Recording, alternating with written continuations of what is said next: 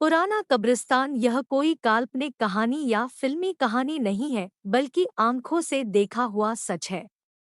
मैं अपनी कंपनी की ओर से पिकनिक पर गया था।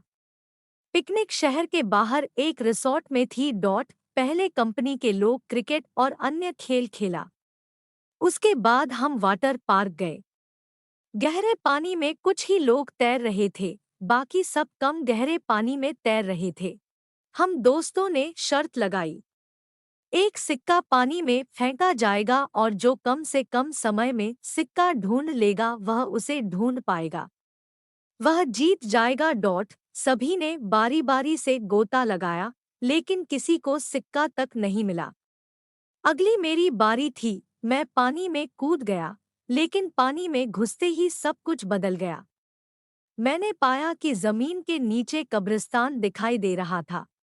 वहां एक औरत खड़ी थी जो शक्ल और पहनावे से भारतीय नहीं लग रही थी। उसके हाथ में वही सिक्का था। वह हाथ ऊपर करके खड़ी रही। ऐसा लग रहा था जैसे वह मुझे सिक्का देने के लिए खड़ी हो। जैसे जैसे वह अपने सम्मोहन में आगे बढ़ रहा था, कुछ ही पलों में मैं उसके करीब था और मैंने सिक्का उसके हाथ से ले लिया। जैसे ही मैं वापस आने लगा, उसने मेरा हाथ पकड़ लिया और मुझे खींच लिया। अब उसका और मेरा चेहरा आमने सामने था। एक पल में उसका चेहरा बदल गया और भयानक रूप धारण कर लिया। उसकी आंखों से खून बह रहा था और उसके चेहरे पर एक कुटिल मुस्कान थी। मेरे डर की कोई सीमा नहीं थी। मैं डर से कांपने लगा।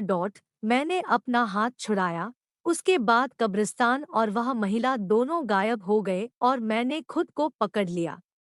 मुझे ऐसा लगा जैसे मैं किसी सपने में हूँ। मैं जल्दी से पानी से बाहर आया और जाकर बैठ गया। मेरा दम घुट रहा था। मेरे दोस्त मेरी मदद करने लगे। सबने पूछा क्या हुआ।